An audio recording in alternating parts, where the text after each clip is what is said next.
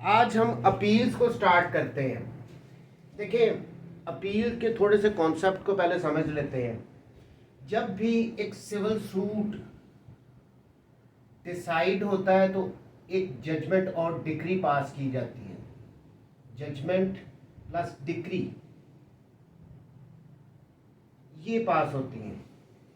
अब जिसकी फेवर में ये जजमेंट एंड डिक्री आई है वो एग्जीक्यूशन में जाएगा कि जी इसको एग्जीक्यूट किया जाए। हम इससे रिलेटेड ऑर्डर 21 और सारे सेक्शंस को हम ऑलरेडी कंप्लीट कर चुके हैं। अब दूसरी साइड पे जिसके अगेंस्ट ये फैसला आया है वो इस जजमेंट और डिक्री को चैलेंज करेगा। कैसे चैलेंज करेगा? अपील में।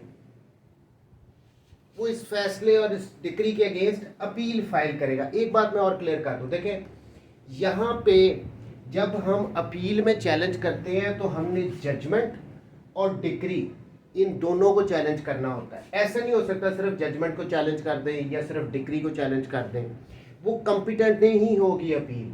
सो अपील में पहली बात तो ये आ गई कि जजमेंट और डिक्री इन दोनों को हम चैलेंज करते हैं।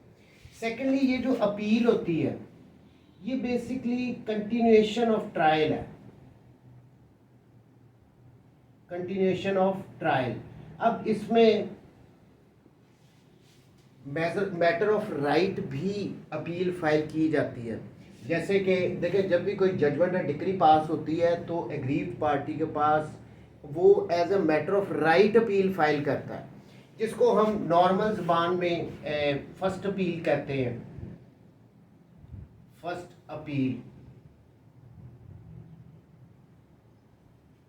या RFA भी इसको कहते हैं, रेगुलर फर्स्ट अपील। ये तो हम करते हैं as a matter of right. लेकिन सिविल लॉ में हमें सेकंड अपील भी प्रोवाइडेड है। क्रिमिनल लॉ में कोई सेकंड अपील नहीं होती, लेकिन सिविल लॉ में सेकंड अपील भी फाइल की जा सकती है। अब यहाँ पे इसको RSA कहते हैं, रेगुलर सेकंड अपील। लेकिन डिफरेंस यहाँ पे ये आ जाता है कि ये जो सेकंड अपील फाइल करनी है ये ओनली क्वेश्चन ऑफ लॉ पे, only on question of law, इस पे फाइल की जा सकती है। अगर कोई क्वेश्चन ऑफ लॉ नहीं है तो second appeal as a matter of right हम फाइल नहीं कर सकते। इसके बाद फिर appeal to the supreme Court भी जाती है। अच्छा, अब ये फर्स्ट अपील को देखें तो इसका जो रेलेवेंट सेक्शंस हैं वो 96 सेक्शन 96 टू 99 और ऑर्डर इसका 41 है। अच्छा, ऑर्डर 41 पे मैं डिटेल्ड वीडियो ऑलरेडी बना चुका हूँ। अगर आप मेरे इस चैनल की CPC की प्लेलिस्ट में जाएं तो आपको ये ऑर्डर 41 की वीडियो मिल जाएगी वहाँ पे। अब ये जो सेकंड अपील है इसके रेलेवेंट सेक्शंस हैं सेक्शन 100 टू 103 और ऑर्डर है इसका 42। मैं यहाँ पे ऑर्डर 42 के रिगार्डिंग सिर्फ इतनी सी बात कर देता हूँ कि इसमें ये बताया गया है कि ऑर्डर 42 में सिंपल इतनी सी बात की गई है कि जो ऑर्डर 41 का प्रोसीजर है फर्स्ट अपील के रिगार्डिंग वही सारा प्रोसीजर अडॉप्ट किया जाएगा जहाँ पे सेकंड अपील फाइल की जाती है। यानी यही ऑर्डर 41 कंप्लीट ऑर्डर 42 में भी एप्लीकेबल है। इसमें सिर्फ इतनी सी बात है इस ऑर्डर में। अच्छा, अब यहाँ पे ये जो अपील का पोर्शन है हमारे CPC में, इसमें बहुत सारी अमेंडमेंट्स की गई हैं, उनको मैं साथ साथ करता जाऊँगा। लेकिन अभी के लिए मैं इतना सिर्फ क्लियर कर देता हूँ कि ये जो सेकंड अपील है ये पंजाब, KPK एंड इस्लामाबाद, इन्होंने इस सेकंड अपील के सेक्शंस को ओमिट कर दिए। यानी यहाँ पे सेकंड अपील फाइल ही नहीं की जा सकती। पंजाब, KPK और इस्लामाबाद, बाकी सिंध और बलूचिस्तान वहाँ पे ये हो सकती है, लेकिन इन तीन जगहों पे सेकंड अपील का कॉन्सेप्ट ही अब ख़त्म हो गया है। अच्छा, अब आते हैं सेक्शंस की तरफ। सेक्शंस में देखें 96 से शुरू करते हैं। 96 का सबसेक्शन 1 हमें क्या कह रहा है? Save where otherwise expressly provided in the body of this code or by any other law for the time being in force, an appeal shall lie from every decree passed by any court exercising original jurisdiction to the court authorized to hear appeals from the decision of such court। यानी sir 96 के subsection 1 में सिर्फ इतनी सी बात की गई है कि ओरिजिनल जो ये डिक्रीज पास की जा रही है इनके अगेंस्ट यहाँ पे सीपीसी ने या किसी दूसरे लॉ ने अगर प्रोवाइड किया है तो ओरिजिनल डिक्री के अगेंस्ट अपील फाइल की जा सकती है। इसका सबसेक्शन 2 है, एन अपील में lie from original decrees passed ex parte. अब जो एक्स पार्टी डिक्रीज हैं उनके अगेंस्ट भी अपील फाइल की जा सकती है। एक्स पार्टी डिक्री ये होता है कि अगर सूट एक प्लेन फाइल किया है, उसमें डिफेंडेंट को फिर समन वगैरह भेजे गए हैं, वो नहीं आया, उसकी गैर मौजूदगी में फिर उसको एक्स पार्टी प्रोसीडिंग शुरू हो जाएंगी और फिर जो डिक्री आती है उसको एक्स पार्टी डिक्री कहते हैं। या जब भी डिफेंडेंट अपीयर नहीं होता वो उसके अगेंस्ट फिर उसको एक्स पार्टी करके तो डिक्री पास की जाती है। सो यहाँ पे सब सेक्शन 2 में इतना कह रहे हैं कि जो एक्स पार्टी डिक्री है उसके अगेंस्ट अपील लाई कर सकती है। इसका subsection 3, no appeal shall lie from a decree passed by the court with consent of the parties. Consent of the parties, जहां पे कंसेंट के साथ डिक्री पास की गई है, पार्टीज एग्री होगी, वहां पे कोई अपील उसकी लाई नहीं करेगी। स्ट्रेट फॉरवर्ड बात है। एक्स पार्टी डिक्री के अगेंस्ट की जा सकती है, लेकिन कंसेंट पार्टीज यानी पार्टीज के दरमियान कॉम्प्रोमाइज़ हो गया, वो कॉम्प्रोमाइज़ को फिर ऑनर करते हुए कोर्ट ने जजमेंट एंड डिक्री उसके अकॉर्डिंगली पास कर दी है, उसको कंसेंट डिक्री कहते हैं, उसके अगेंस्ट अपील लाई नहीं करती। ये था ओरिजिनल सेक्शन 96। इसमें 3 ही बातें हैं कि जहाँ पे डिक्री पास हो रही है ओरिजिनल कोर्ट की तरफ से तो उसके अगेंस्ट अपील फाइल की जा सकती है, कंसेंट डिक्री के अगेंस्ट नहीं की जा सकती, एक्स पार्टी डिक्री के अगेंस्ट की जा सकती है।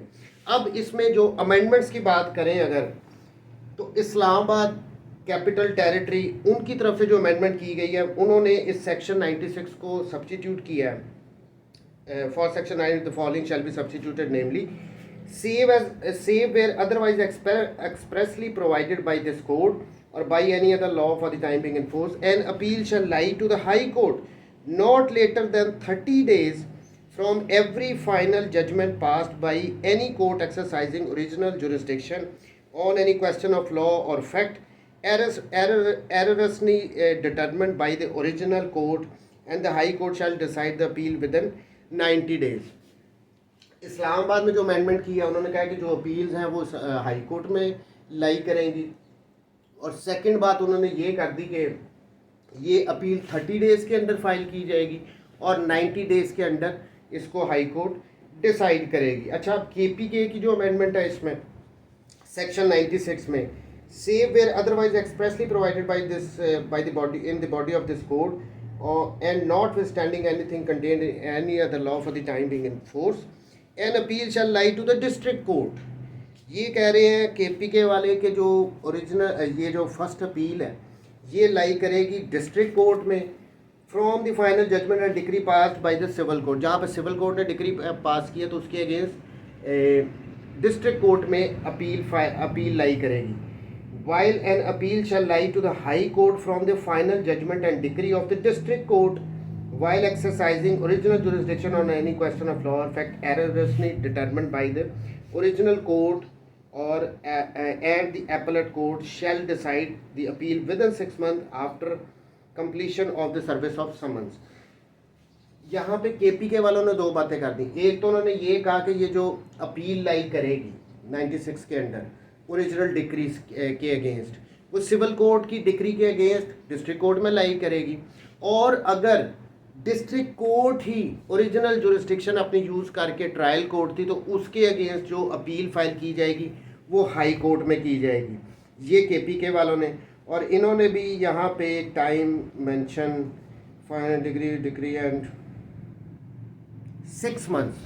KPK वालों ने टाइम पीरियड बता दिया कि जब से समन की तामील वगैरह हो जाएगी, उसके बाद 6 महीने के अंदर अंदर ये अपील डिसाइड की जाएगी। 96 में जो पंजाब की अमेंडमेंट हुई है, save where otherwise expressly provided in the body of this code or by any other law for the time being in force, an appeal shall lie to the High Court not later than 30 days from every final judgment passed by any court exercising original jurisdiction on any question of law or fact erroneously determined by the original court, and the High Court shall decide the appeal within 90 days. अब यहाँ पे पंजाब वालों ने भी ये कहा कि जो अपील लाई करेगी वो हाई कोर्ट में लाई करेगी, और ये जजमेंट पास होने से 30 दिन के अंदर लाई करेगी, और इसमें अपील को जो डिसाइड किया जाएगा वो 90 डेज़ में किया जाएगा। ये अमेंडमेंट्स डिफरेंट हुई हैं। ओरिजिनल सेक्शन भी मैंने 96 बता दिया है, फिर केपी के और इस्लामाबाद और पंजाब तीनों की अमेंडमेंट्स आ गई। अब आपको जो जहाँ पे आप रहते हैं, जहाँ पे आपका जो लॉ एप्लीकेबल, आप उसको उसके हिसाब से देख लीजिएगा। तो बहरहाल ये 96 था। अब 97 की तरफ 97 में आ जाते हैं। Appeal from final decree where no appeal from preliminary decree, where any party aggrieved by a preliminary decree passed after the commencement of this code does not appeal from such decree, he shall be precluded from the disputing its correctness in any appeal which may be preferred from the final decree। अच्छा, हमने बहुत जगह पे इसको हम देख के आ रहे हैं, एग्जीक्यूशन में भी हमने बहुत जगह पे देखा। सीपीसी में यहाँ पे सेक्शन 2 अगर देखें, जहाँ पे डिक्री को डिफाइन किया गया है, वहाँ पे कहा गया था कि डिक्री जो है प्रिलिमिनरी भी हो सकती है, प्रिलिमिनरी, और फाइनल भी हो सकती है। यानी ऐसे भी केसेस होंगे, ऐसे भी सूट्स होंगे जहां पे पहले प्रिलिमिनरी डिक्री आएगी, उसके बाद फाइनल डिक्री आएगी। अब सेक्शन 97 में इतना ये कह रहे हैं कि जहां पे प्रिलिमिनरी डिक्री किसी सूट में पास की गई है और इस प्रिलिमिनरी डिक्री के अगेंस्ट आपने अपील फाइल नहीं की, आपके पास अपील का राइट था लेकिन आपने अपील फाइल नहीं की, तो आप फिर फाइनल डिक्री में की अपील में इस प्रीलिमिनरी डिक्री की करेक्टनेस को चैलेंज ही नहीं कर सकते। देखें, सीधी सी बात है, प्रीलिमिनरी डिक्री अगर किसी पार्टी के अगेंस्ट आई है और उसने उसको चैलेंज नहीं किया, तो ये जो फाइनल डिक्री होती है ये डिपेंडेंट होती है प्रीलिमिनरी डिक्री में। तो ऐसे कैसे हो सकता है कि फाइनल डिक्री फिर इस प्रीलिमिनरी डिक्री के अगेंस्ट आ जाएगी। यहाँ पे कह रहे हैं 97 में अगर आपने प्रीलिमिनरी डिक्री के अगेंस्ट अपील फाइल नहीं की तो आप इस प्रीलिमिनरी डिक्री की करेक्टनेस को फाइनल डिक्री में इसकी अपील में चैलेंज नहीं कर सकते। सो प्रीलिमिनरी डिक्री जहाँ पे भी आएगी, अगर अपील लाई करती है तो हमने उसकी अपील फाइल करनी है। देखें ना, where any party aggrieved by a preliminary decree passed after the commencement of this code does not appeal from such decree, उसने अपील ही नहीं फाइल की जो अग्रीव्ड पार्टी थी, ही shall be precluded from disputing its correctness in any appeal which may be preferred from the final decree। Final decree अब इस पे डिपेंडेंट है, प्रीलिमिनरी डिक्री पे, तो ये भी ऑब्वियसली इसके खिलाफ ही आनी है। तो यहाँ पे फाइनल डिक्री के अगेंस्ट जब आप अपील फाइल कर रहे हो तो उस अपील में आप प्रीलिमिनरी डिक्री की करेक्टनेस को चैलेंज नहीं कर सकते, वो बात ख़त्म हो गई है। 98 decision where appeal heard by 2 or मोर जजेस।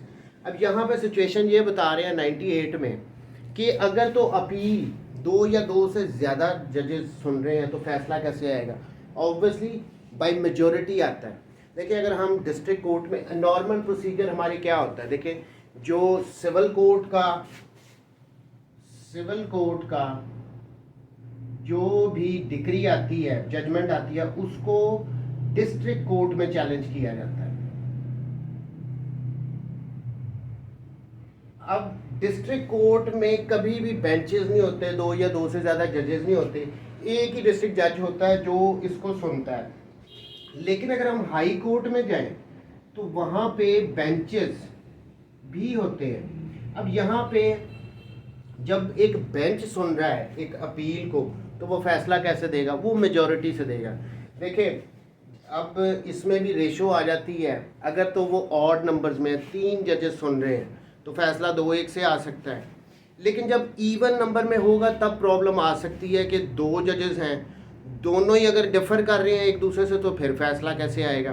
बहरहाल ये 98 सेक्शन ये बड़ा इंपॉर्टेंट है, इसको देखते हैं। Sub section 1, where an appeal is heard by a bench of 2 or मोर जजेस, एक बेंच सुन रहा है 2 या 2 से ज़्यादा जजेस का। The appeal shall be decided in accordance with the opinion of such जजेस और of the majority if any of such जजेस। इन जजेस की 2 या 2 से ज़्यादा है, उनकी ओपिनियन से और उनकी मेजॉरिटी से डिसाइड होगा उस अपील में फैसला, जब बेंच सुन रहा है। पहली बात तो ये आ गई।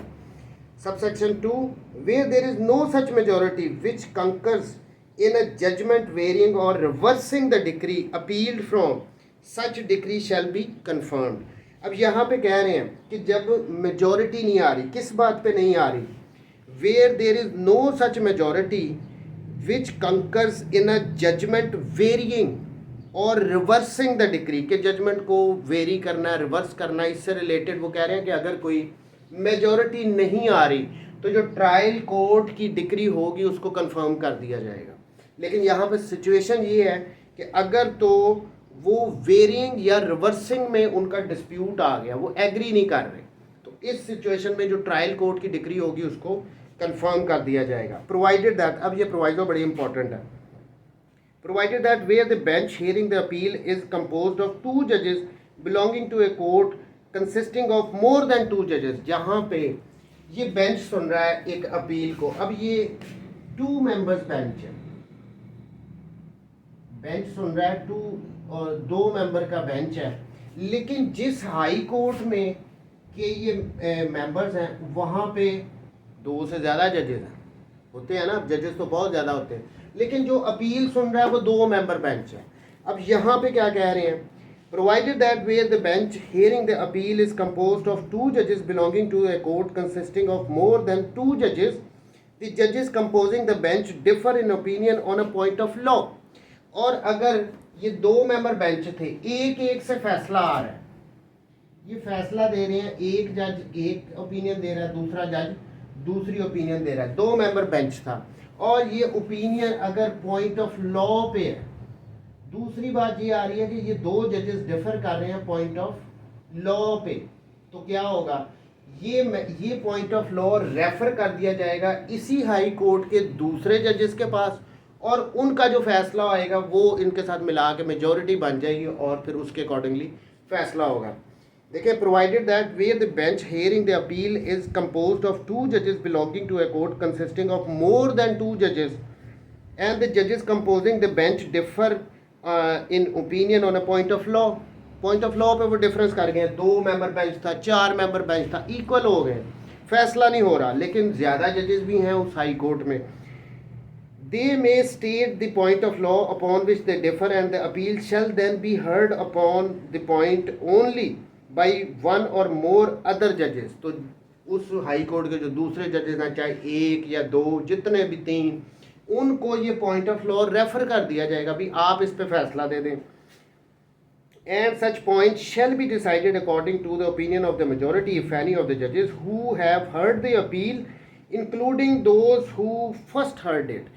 तो यहाँ पे फैसला फिर आएगा, फॉर इंस्टेंस ये 2 का फैसला एक से आ रहा था, ये डिवाइडेड थे किसी पॉइंट ऑफ लॉ पे, फिर ये एक और मेंबर को भेज दिया गया, ये मेंबर, अब यहाँ पे क्या होगा, ये दोबारा इस अपील को सुनेगा, इस पॉइंट ऑफ लॉ को सुनेगा और ये अपना डिसीजन देगा, फिर इसका फैसला जिसकी तरफ हो जाएगा, जिसके साथ मेजॉरिटी पे चला जाएगा वो माना जाएगा, मेजॉरिटी आ जाएगी। अब इसी तरह अगर 4 मेंबर बेंच था, 2 थे, एक और उन्होंने ले लिया, ये ऐसे ही होता है। जब नॉर्मल प्रैक्टिस में ये होता है कि जो अपील्स होती हैं मैक्सिमम 2 मेंबर बेंच सुनता है, और अगर उनमें स्प्लिट ओपिनियन आ जाए तो फिर मैटर एक तीसरे जज को भेज दिया जाता है, जिसको रेफरी जज भी कहते हैं। नॉर्मल प्रैक्टिस में ऐसे होता है, वो जो भी फैसला देता है वो फिर एक के साथ तो उसने एग्री करना है ना इन 2 जजेस में से, तो वो मेजॉरिटी बन जाती है। And such point shall be decided according to the opinion of the majority if any of the judges who have heard the appeal including those who first heard it, जिन्होंने पहले सुना था उनके साथ मिला के मेजॉरिटी जो बनेगी उसके अकॉर्डिंगली फैसला आ जाएगा। Sub section 3, nothing in this section shall be deemed to alter or otherwise affect any provision of latest patent of any high court, यानी हाई कोर्ट के जो अपने पैटर्न हैं, जो रूल सेट हैं, उन पे ये सेक्शन 98 अप्लाई नहीं होता। Section 99, no decree to be reversed or modified for error of or irregularity not affecting merit or jurisdiction. अच्छा, ये 99 बड़ा इंपॉर्टेंट सेक्शन है। इसमें कहा गया है no decree shall be reversed or substantially varied, कि कोई भी डिक्री को ना तो उसको रिवर्स किया जाएगा, जो ट्रायल कोर्ट ने फैसला दे दिया उसको रिवर्स नहीं किया जाएगा, ना उसको वेरी किया जाएगा, नॉर शैल केस भी रिमांडेड, ना ही केस को रिमांड किया जाएगा। यानी तीनों बातें नहीं होंगी। किन सिचुएशन में? In appeal on account of any misjoinder of parties और कॉज ऑफ एक्शन, और जहाँ पे मिसजॉइंटर ऑफ पार्टीज, पहली बात आ गई मिसजॉइंटर, यानी जिन पार्टीज को बनाना ज़रूरी नहीं था, नेसेसरी पार्टी नहीं थी, उनको पार्टी बना दिया गया, इसको कहते हैं मिसजॉइंटर ऑफ पार्टीज। एक होता है नॉन जॉइंटर, एक होता है मिसजॉइंटर। मिसजॉइंटर होता है कि गलत लोगों को पार्टी बना दिया। अच्छा, in appeal on account of any misjoinder of parties और कॉज ऑफ एक्शन, या कॉज ऑफ एक्शन गलत किस्म की ऐड कर दी गई हैं उस वजह से, और एनी एरर या कोई गलती, डिफेक्ट और irregularity in proceedings in the suit, या जो इस सूट की जो प्रोसीडिंग्स थी उनमें कोई एरर था, कोई डिफेक्ट था, कोई इरेगुलरिटी थी, इनकी बेस पे किसी भी अपील में किसी फैसले को रिवर्स नहीं किया जाएगा, उसको केस को रिमांड नहीं किया जाएगा ट्रायल कोर्ट को, in any proceeding not affecting the merits of the case और the jurisdiction of the court. अगर ये सारी चीज़ें इस सूट के मेरिट को या कोर्ट की जुरिस्डिक्शन को इफेक्ट नहीं ना कर रही, देखें कौन कौन सी बातें थी। मिसजॉइंटर ऑफ पार्टीज, कोई पार्टीज को गलत पार्टी बना दिया गया, कोई कॉज ऑफ एक्शन उसको ऐड कर दिया गया, ज़रूरी नहीं था, कोई जो ये ट्रायल हुआ है इसमें कुछ इरेगुलरिटी थी प्रोसीजर में, उन सब की वजह से अगर केस के मेरिट पे कोई असर नहीं पड़ रहा, यानी फैसला फिर भी यही आना था अगर वो इरेगुलरिटीज़ वगैरह ना होती, अगर वो मिसजॉइंटर ऑफ पार्टीज ना भी होता तो केस के मेरिट पे कोई फ़र्क नहीं पड़ना था, फैसला फिर भी यही आना था, कोर्ट की जुरिस्डिक्शन पे कोई फ़र्क नहीं पड़ना था। तो वो कह रहे हैं इन सारी सिचुएशंस में फर्स्ट अपील में पहला क्या कि जो डिक्री ट्रायल कोर्ट की आ गई है उसको रिवर्स नहीं किया जाएगा, केस को रिमांड नहीं किया जाएगा, उसको वेरी नहीं किया जाएगा। तो ये क्लियर टर्म्स में बता रहे हैं कि जहाँ पे केस के मेरिट और जुरिस्डिक्शन में पे कोई फ़र्क नहीं ना पड़ रहा, तो अपील में इस बात पे कि जी मिसजॉइंटर ऑफ पार्टीज़ है, कोई इरेगुलरिटीज़ हैं, तो आप जी फैसले को चेंज कर दें या केस को वापस ट्रायल कोर्ट को भेज दें ताकि वो दोबारा सुन के इन इरेगुलरिटीज़ को दूर करके फैसला दें, तो वो नहीं होगा। लास्टली एक दफ़ा फिर ये इंपॉर्टेंट सेक्शन है, no decree shall be reverse, किसी डिक्री को रिवर्स नहीं किया जाएगा और सब्सटेंशियली वेरीड या उसको चेंज वगैरह उसमें नहीं की जाएंगी, nor shall case any case be remanded, ना ही केस को रिमांड किया जाएगा। इन अपील सुनते हुए on account of any misjoinder of parties cause of action और एनी एरर डिफेक्ट और irregularity in any proceedings in the suit not affecting the merits of the case और जुरिस्डिक्शन ऑफ द कोर्ट। अगर court की jurisdiction या case के merit उससे effect हो रहे हैं फिर तो केस को रिमांड भी किया जा सकता है, डिक्री को रिवर्स भी किया जा सकता है, लेकिन अगर ये सारी चीज़ें करने के बाद केस के मेरिट पे ही नहीं फ़र्क पड़ रहा, कोर्ट की जुरिस्डिक्शन में ही नहीं फ़र्क पड़ रहा, तो इन बेसिस पे कि मिसजॉइंटर ऑफ पार्टीज़ है, ट्रायल की प्रोसीडिंग्स में कोई इरेगुलरिटी है, उसकी बेस पे ना तो केस रिमांड किया जाएगा, ना ही उसमें कोई आल्ट्रेशन वगैरह की जाएगी। ये था फर्स्ट अपील 96 टू 99। अब आ जाती है बात सेकंड अपील की। मैंने क्लियर टर्म्स में बता दिया कि पंजाब, केपीके और इस्लामाबाद इन्होंने इन सेक्शन को 100 से 103 को ओमिट कर दिया, यानी यहाँ पे ये सेकंड अपील है पंजाब, केपीके और इस्लामाबाद कैपिटल टेरिटरी में लाई ही नहीं करती। अब क्विकली 100 से 103 को हम देख लेते हैं कि इनमें था क्या। देखिए 100 second appeal subsection 1 save where otherwise expressly provided in the body of this code or any other law for the time being in force, an appeal shall lie to the high court for every decree passed in appeal by any court subordinate to the high court on any of the following ground, यानी high court में वो कह रहे हैं ये following grounds हैं, इन पे appeal lie करेगी। Decision being contrary to the law और some usages having force of law, के किसी लॉ के कंट्रेरी कोई फैसला दे दिया गया या किसी यूजेज किसी एक ऐसा कस्टम्स वगैरह होती हैं जिनकी फोर्स लॉ के बराबर ही होती है, उनके कंट्रेरी अगर कोई फ़ैसला दे दिया गया तो इस बेस पे सेकंड अपील हम फाइल कर सकते हैं। B, the decision having failed to determine some material issue of law और usages having the force of law, या तो वही बात आ गई कि कोई मटेरियल इशू ऑफ लॉ था, क्वेश्चन ऑफ लॉ था, उसके रिगार्डिंग कोई फैसला गलत आ गया, डिसीजन डिटरमिन नहीं कर सका उसको। सी, ए सब्सटेंशियल एरर और defect in the procedure provided by this code, कोई सब्सटेंशियल एरर या डिफेक्ट है प्रोसीजर में जो कि सीपीसी हमें बता रही है, और by any other law for the time being in force which may possibly have produced error और defect in the decision of the case upon the merit. तो जो भी उस प्रोसीजर में कोई मटीरियल एरर हुआ है जिसकी वजह से केस के फैसले पे फ़र्क पड़ा है, तो हम सेकंड अपील फाइल कर सकते हैं। ये हाई कोर्ट में होती है ऑब्वियसली। फर्स्ट अपील तो मोस्टली ऐसे ही होता है कि डिस्ट्रिक्ट कोर्ट में फ़ाइल की जाती है। उसके बाद अगर सेकंड अपील फाइल करनी है तो 3 सिचुएशंस इन्होंने बता दी हैं, इनमें हाई कोर्ट में जाके सेकंड अपील होती है। पंजाब, KP के इस्लामाबाद टेरिटरी इन्होंने ओमिट कर दिया है। Section 101 second appeal on no other ground, no appeal shall lie except on the grounds mentioned in section 100, यानी ये जो सेकंड अपील है जो सेक्शन 100 के ग्राउंड्स बताए गए हैं ना, उनके अलावा किसी दूसरे ग्राउंड पे अपील नहीं हो सकती। 3 ही बातें थी कि अब वो पहले ही हम पढ़ चुके हैं कि लॉ के कॉन्ट्रेरी को फैसला आ गया, कोई मटेरियल लीगल इशू था, क्वेश्चन था, उसको कोर्ट डिसाइड नहीं कर सकी, या कोई जो प्रोसीजर था सीपीसी का सूट को डिसाइड करने का, उसमें कोई सब्सटेंशियल एरर या डिफेक्ट था जिसकी वजह से केस के फैसले पे फ़र्क पड़ा है, तो फिर हम सेकंड अपील फाइल कर सकते हैं। Section 102, no second appeal in certain cases, no second appeal shall lie in any suit of nature cognizable by the courts of small causes. सीधी सी बात उन्होंने कह दिया कि जो स्मॉल कॉजेज कोर्ट्स का जो भी फैसला आ रहा है उसके अगेंस्ट तो सेकंड अपील हो ही नहीं सकती, बात ही ख़त्म होगी। स्मॉल कॉजेज कोर्ट की कोई डिक्री या कोई जजमेंट है, उसके against no second appeal. And in any other suit, या कोई दूसरे सूट हैं where the amount or value of the subject matter of the original suit does not exceed the amount or value of the as the provincial government may by law determine।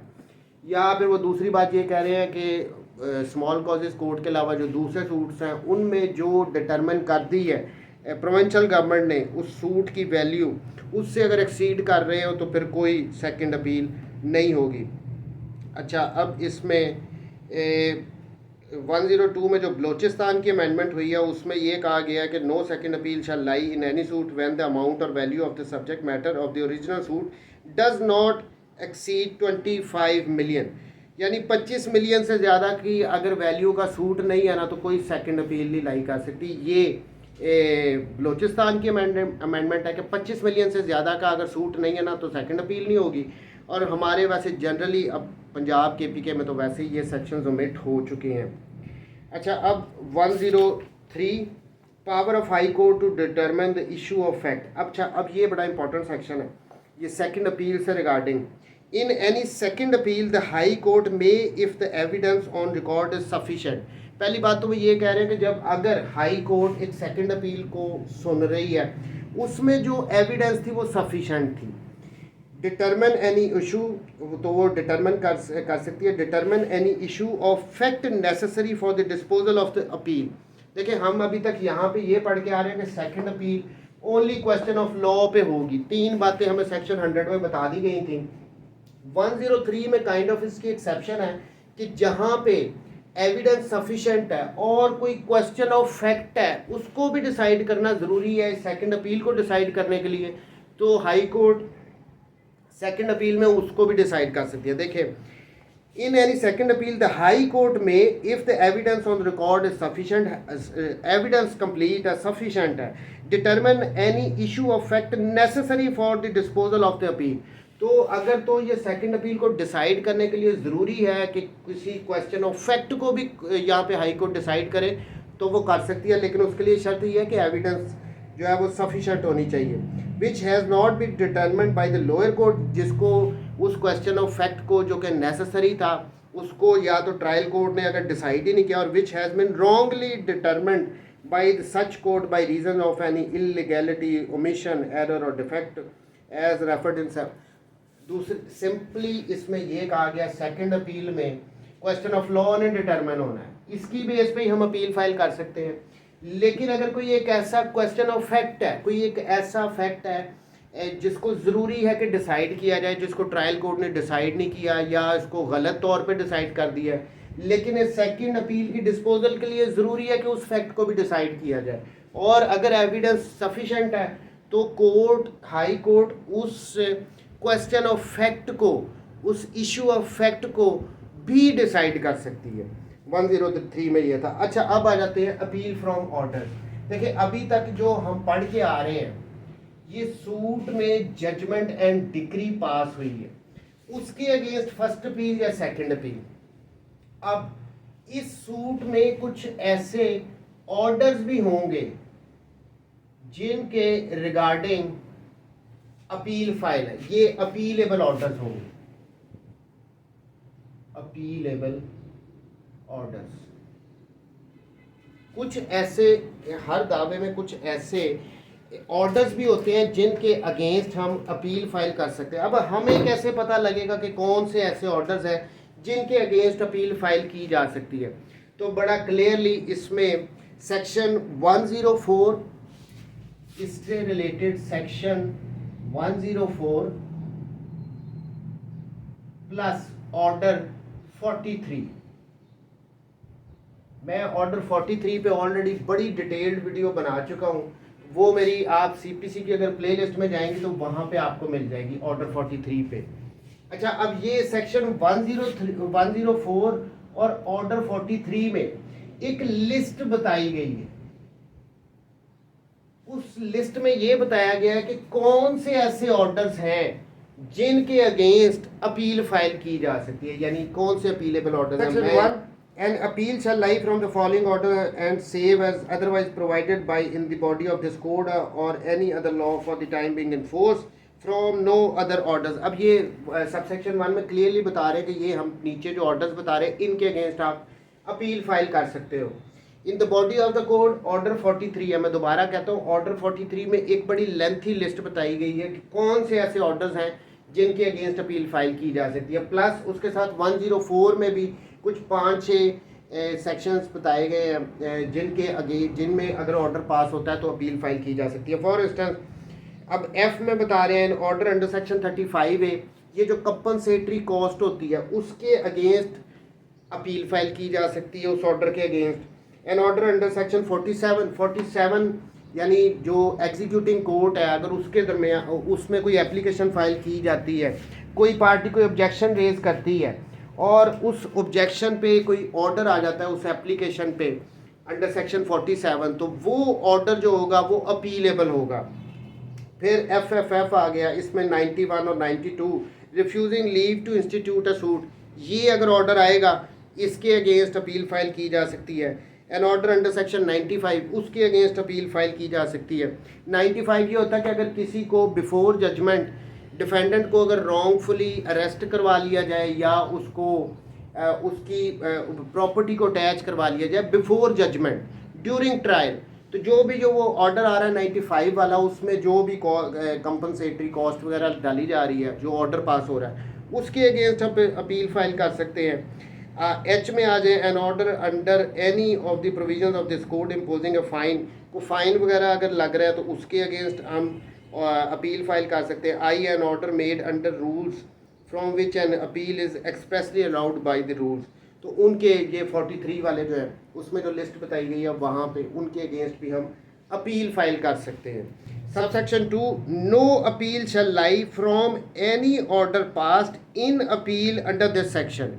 अच्छा, अब ये वो कह रहे हैं कि ये जो सेक्शन 104 में जो लिस्ट बताई गई है ऑर्डर्स की जो हम अभी पढ़ के आए हैं उनकी अगर अपील फाइल कर दी गई है तो उस अपील में जो फैसला आ रहा है उसके अगेंस्ट आप अपील नहीं फाइल कर सकते, यानी ऑर्डर की अपील के अगेंस्ट सेकंड अपील नहीं है। देखें, no appeal shall lie from any order passed in appeal under this section, यानी 104 में ऑलरेडी ऑर्डर्स हैं उनके अगेंस्ट आपने अपील फाइल की हुई है। इसमें इस अपील के दौरान कोई भी ऑर्डर हो रहा है उसके अगेंस्ट अपील फाइल नहीं की जा सकती, यानी सेकंड अपील अगेंस्ट ऑर्डर नहीं provided. 105 other orders same as otherwise expressly provided, अगर तो एक्सप्रेसली सीपीसी में कहीं प्रोवाइड किया गया तो ठीक है, otherwise no appeal shall lie from any order made by a court in the exercise of its original or appellate jurisdiction. ये कह रहे हैं कि अगर तो ये कुछ ऑर्डर्स हमने पढ़ ली हैं इस सेक्शन 104 में, वो कह रहे हैं इनकी तो अपील ठीक है।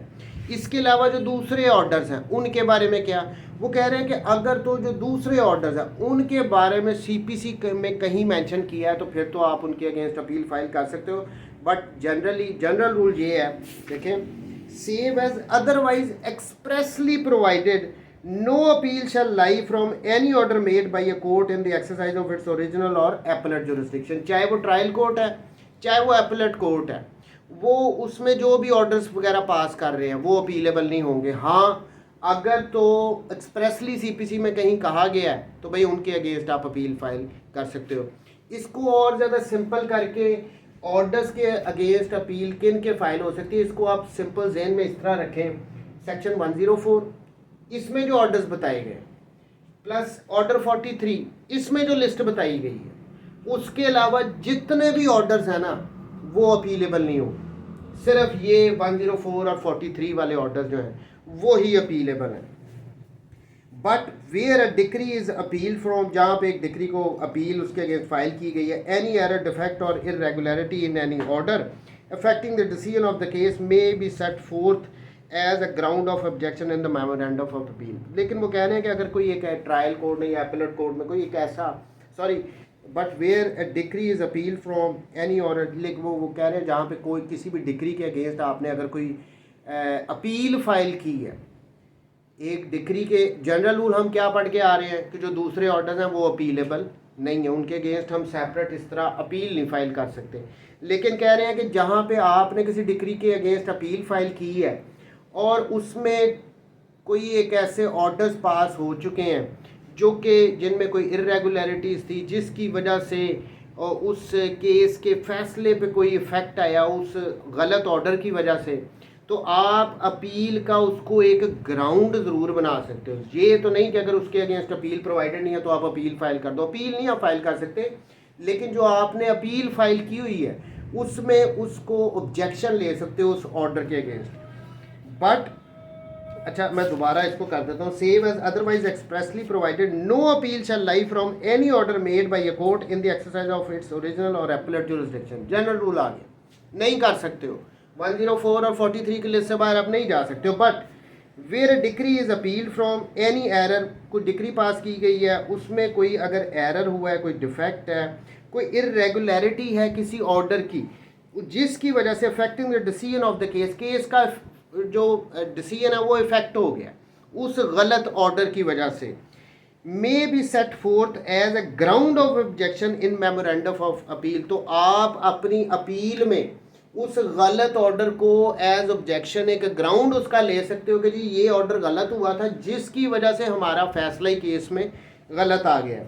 सब section 2 not with standing anything contained in सब section 1 where any party aggrieved by any order of remand made after the commencement of this code from which an appeal lies does not appeal therefrom, he shall thereafter be precluded from disputing its correctness। अब यहाँ पे subsection 2 में ये बात कर रहे हैं कि जहाँ पे कोई रिमांड का ऑर्डर पास कर दिया गया और उस ऑर्डर को वो ऑर्डर अगर अपीलेबल था अंडर सीपीसी और उसके अगेंस्ट अपील नहीं फाइल की गई, तो वो कह रहे हैं कि बाद में फिर आप उसकी करेक्टनेस को चैलेंज नहीं कर सकते हो। एक दफ़ा रिमांड हो गया है केस, आपने उसको अपीलेबल ऑर्डर था आपने चैलेंज ही नहीं किया, तो फिर बाद में आप ये नहीं कह सकते कि जी ये जो रिमांड हुआ ये गलत हुआ। Section 106 what courts to hear appeal, ये जो अपील अगेंस्ट ऑर्डर्स हैं ये कौन सी कोर्ट्स सुनेंगी? अब ये 106 में ये बताया गया, where an appeal from any order is allowed, यानी सेक्शन 104 और ऑर्डर 43 में जो लिस्ट बताई गई है वो ऑर्डर तो अपीलेबल है।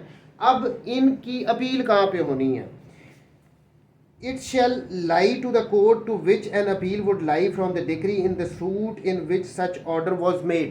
तो वो कह रहे हैं कि जिस अब कोई एक ऑर्डर पास किया गया वो अपीलेबल ऑर्डर है, तो उसकी अपील वहाँ पे फाइल की जाएगी जहाँ पे उस कोर्ट की जिसने वो ऑर्डर दिया है उसकी डिक्री के अगेंस्ट अपील फाइल की जाएगी। फॉर इंस्टेंस सिविल कोर्ट है, इसने कोई एक ऑर्डर पास किया है जो कि ऑर्डर 43 में अपीलेबल है। अच्छा, इस ऑर्डर सिविल कोर्ट के फैसले के अगेंस्ट हम अपील कहाँ पे फाइल करेंगे? डिस्ट्रिक्ट कोर्ट में करेंगे। तो भाई वो कहते हैं कि ये ऑर्डर जो अपीलेबल है ना वो भी डिस्ट्रिक्ट कोर्ट में ही आप चले जाओ, क्योंकि डिक्री इसकी डिक्री के अगेंस्ट अपील यहाँ पे होनी है। तो आप इसने कोई ऑर्डर पास किया वो भी अपीलेबल है, तो वो भी आप इसी कोर्ट में फाइल करोगे जहाँ पे उसकी डिक्री को आप चैलेंज करते हो। और where such order is made by a court not being a high court in the exercise of appellate jurisdiction then to the high court. लेकिन वो कह रहे हैं कि अगर ये जो ऑर्डर अपीलेबल है, चाहे 104 वाला चाहे ऑर्डर 43 वाला, वो अपीलेबल है, लेकिन वो पास किया अगर एपलेट कोर्ट ने, फॉर इंस्टेंस हमारी एपलेट कोर्ट यहाँ पे डिस्ट्रिक्ट कोर्ट है, तो इसके इस अपीलेबल ऑर्डर के अगेंस्ट हम अपील फाइल करेंगे हाई कोर्ट में। Simple is that. जो ओरिजिनल कोर्ट है जिसने ऑर्डर पास किया है, जहाँ भी उसकी डिग्री को चैलेंज कर सकते हैं वहीं पे हम उसके ऑर्डर को भी चैलेंज कर सकते हैं। और अगर एपलेट कोर्ट है, वो हाई कोर्ट नहीं है, तो उसकी ऑर्डर को हम चैलेंज करेंगे हाई कोर्ट में। अच्छा, इसके बाद इसमें वैसे कुछ अमेंडमेंट्स हुई हैं 106 में। ये इस्लामाबाद टेरिटरी में appeals against order passed under this court shall lie to the court directly from its subordinate court exercising original jurisdiction adjudicant, वो जिसकी सबॉर्डिनेट है वहाँ पे करेंगे। अच्छा, पंजाब की क्या अमेंडमेंट है? Appeals against orders assessed under this court shall lie to the court directly from its subordinate court exercising original jurisdiction. ये भी वही बात आ गई कि जिसकी ये सबॉर्डिनेट कोर्ट है ना, वहाँ पे इस्लामाबाद और पंजाब ने ये 106 में अमेंडमेंट किया। वो कह रहे हैं कि जिसकी ये सबॉर्डिनेट कोर्ट होगी ना, जिस कोर्ट ने भी पास किया, वहाँ पे आप कर दोगे अपील। अच्छा, अब इसमें 107 general provisions relating to appeals power of appellate courts. ये एपलेट कोर्ट जो है, अपील्स को हम पढ़ के आ रहे हैं। सो 3 हमने अपीलें पढ़ ली हैं, first appeal, second appeal and appeals against order. अब ये अपील में जो एपलेट कोर्ट है उसकी पावर्स क्या होगी, क्या किस किस्म के वो फैसले दे सकते हैं, वो इसमें बताया गया है। Subsection 1, subject to certain conditions and limitations as may be prescribed and appellate court shall have power number 1 A to determine case finally, यानी वो केस को फाइनली डिस्पोज ऑफ कर सकते हैं। टू रिमांड अ केस, वो case को remand कर सकते हैं निचली कोर्ट को। फिर C to frame issues and refer them for trial. अब तीसरी बात ये आ गई कि वो कुछ इश्यूज़ को फ्रेम करके ट्रायल कोर्ट को वापस भेज सकते हैं कि भाई इन इश्यूज़ को हम दोबारा सेटल कर रहे हैं, ये इन एडिशन है या सब्सिट्यूट कर रहे हैं, वट एवर। एपलेट कोर्ट के पास ये भी पावर है कि वो इश्यूज फ्रेम करके ट्रायल कोर्ट को भेज दे कि आप इन पे अब डिसीजन दो। 4D to take additional evidence और require such evidence to be taken. या तो अब चौथी बात ये बड़ी इंपॉर्टेंट है कि एपलेट कोर्ट अपील में एडिशनल एविडेंस भी ले सकती है। और दूसरी बात, या तो वो खुद ले सकती है या किसी जो उसकी सबॉर्डिनेट कोर्ट्स हैं उसको भी कह सकती है कि आप इस मैटर से रिलेटेड एडिशनल एविडेंस भी लो। ये ऑर्डर 41 में rule 27 to I think start होते हैं एडिशनल एविडेंस के, ये बड़े इंपॉर्टेंट है। बहरहाल अब यहाँ पे 107 में हमें जनरली बता रहे हैं कि क्या पावर्स हैं, किस किस्म के। एक तो वो केस का फैसला दे सकते हैं, फिर उसके बाद केस को रिमांड कर सकते हैं, फिर उसके बाद इश्यूज फ्रेम कर सकते हैं और उसको ट्रायल के लिए भेज सकते हैं कि जी इन इश्यूज़ पे आप दोबारा एविडेंस वगैरह लो। और लास्टली ये था कि एडिशनल एविडेंस ले भी सकते हैं और सबॉर्डिनेट कोर्ट को वो कह भी सकते हैं कि आप इन मैटर्स पे एडिशनल एविडेंस लो। अच्छा, sub section 2, subject as a force at the appellate court shall have the same powers and shall perform as clearly as may be duties as are conferred and imposed by this code on the courts of original jurisdiction in respect of suits instituted there. अब ये कह रहे हैं कि वो इस किस्म सब सेक्शन 2 में सिंपल सी बात कह रहे हैं कि जो CPC ने पावर्स ओरिजिनल कोर्ट को दी हुई हैं वो सारी पावर्स अगर इनको दी हैं तो ये भी यूज़ कर सकती हैं appellate courts. 108 procedure in appeals from appellate decrease and orders. अब इनमें कह रहे हैं कि प्रोसीजर क्या होगा, ये जो डिक्रीज वगैरह इनकी जो अपील फाइल की जा रही है या ऑर्डर्स की अपील फाइल की जा रही है। The provisions of this part relating to appeals from original decrees shall, so far as may be, apply to the appeals from appellate decrees and from orders made under this code or under any special or local law in which a different procedure is not provided। अब ये simple सी बात कह रहे हैं कि ये जो decrease के अगेंस्ट हम जो अपील फाइल करते हैं उसका जो प्रोसीजर होता है वो एपेलेट डिक्रीज के अगेंस्ट जो हम अपील फाइल कर रहे हैं उस पर भी वही लगना है। ऑर्डर्स के अगेंस्ट जो हम अपील फाइल कर रहे हैं उसमें भी सेम ही प्रोसीजर अप्लाई होता है। तो ये था जी अपील्स का सेक्शन। अब इसमें appeals to the supreme court रह गई है, उसको हम नेक्स्ट वीडियो में उसके ऑर्डर के साथ कंप्लीट करेंगे। बहरहाल फर्स्ट अपील, सेकंड अपील। अब सेकंड अपील पंजाब KP के इस्लामाबाद में नहीं है। अपील अगेंस्ट ऑर्डर भी हो सकती है लेकिन सिर्फ ऑर्डर सेक्शन 104 और ऑर्डर 43 में जो लिस्ट बताई गई है उन्हीं के अगेंस्ट अपील हो सकती है, उन ऑर्डर्स के। अदरवाइज किसी ऑर्डर के अगेंस्ट अपील फाइल नहीं हो सकती।